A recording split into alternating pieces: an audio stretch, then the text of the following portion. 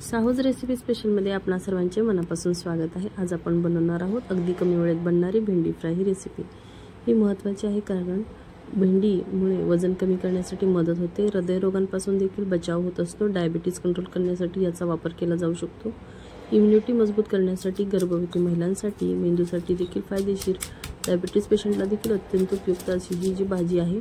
त्यामुळे याची रेसिपी खूप सोपी आहे। इथे मी लसूण व मिरची घेतलेली आहे व अशा प्रकारे ठेचून घेणार आहे।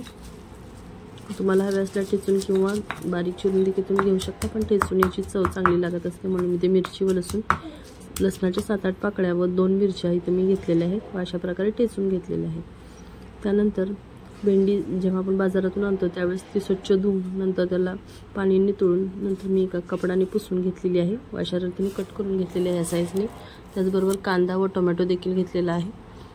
कढई तापल्यानंतर त्यामध्ये तेल गरम व्हायला ठेवायचे आहे। त्यानंतर तेल गरम झाल्यानंतर आपण जी कापलेली भेंडी आहे ती अशा रीतीने यामध्ये फ्राय होण्यासाठी आपण भाजून घेण्यासाठी यामध्ये घातलेली आहे। भेंडीमध्ये चिकटपणा हा असतो तर तो थोडासा कमी व्हावा, त्यामुळे भाजी आपली सुटसुटीत हवी, त्यामुळे आपण सर्वप्रथम अशा रीतीने ही भेंडी भाजून घेणार आहोत।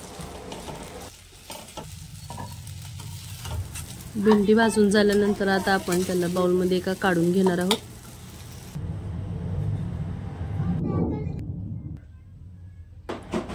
त्याच कढईमध्ये थोडे तेल घालायचे आहे। त्यानंतर चिरलेला कांदा आपण यामध्ये परतून घेणार आहोत। कांद्याचा साधारण कलर चेंज होईपर्यंत आपल्याला अशा प्रकारे कांदा भाजून घ्यायचा आहे।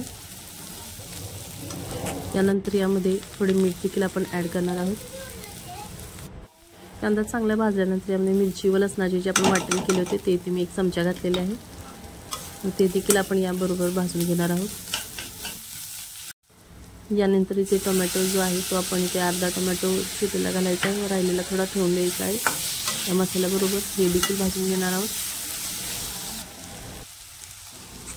हळद ऑप्शनल आहे, मी ते अर्धा चमचा हळदीचा वापर केलेला आहे। त्यानंतर हे देखील आपल्याला यामध्ये चांगल्या प्रकारे भाजून घ्यायचे आहे।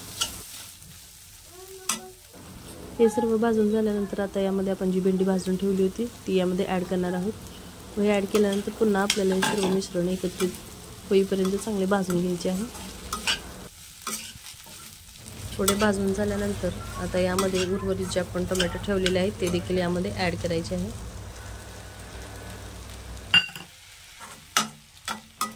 आता ही मऊसर शिजावी म्हणून यावर आपण झाकण झाकून साधारण 2 ते 3 मिनिट वाफळून घेणार आहोत। 2 ते 3 मिनिटानंतर तुम्ही ते पाहू शकता साधारण थोडीशी भेंडी शिजल्यासारखी दिसत आहे, तरी देखील ही अर्धवट कच्चीच आहे। आता याला पुन्हा आपण अशाच रीतीने थोड्या हाय फ्लेमवर भाजून घेणार आहोत। 1 ते 2 मिनिट आपण अशाच रीतीने भाजून घेणार आहोत। जर भेंडी मऊसर हवी असेल तर थोडे पाण्याचा शिंतोडा देऊन पुन्हा हाय फ्लेमवर थोडे भाजून घेऊन आपण ठेवू शकता, किंवा जर तुम्हाला जास्त क्रंची हवी असेल तर अशाच रीतीने थोडे हाय फ्लेमवर भाजल्यानंतर ती कडक होत असते। भेंडी खाणे खूप आरोग्यासाठी चांगले आहे, त्याचबरोबर टोमॅटो घातल्यामुळे भरपूर फायदे मिळत असतात। त्यामध्ये C व K विटॅमिन असल्यामुळे आपल्याला हे चांगल्या रीतीने बॉडीला सपोर्ट करत असतात। आपली डायजेस्टिव्ह सिस्टीम म्हणजे पचनक्रिया देखील चांगली होत असते, इम्युनिटी देखील वाढत असते, त्यामुळे इथे टोमॅटोचा आपण वापर केलेला आहे। पुन्हा अशा रीतीने आपण वाफवून घेतलेले आहे। तुम्ही पाहू शकता आता थोडी मऊसर अशी शिजली गेलेली आहे। ज्यांना मऊसर आवडते त्यांनी थोडे पाणी घालून शिंतोडा देऊन नंतर वाफलून अशा रीतीने फ्राय करावी।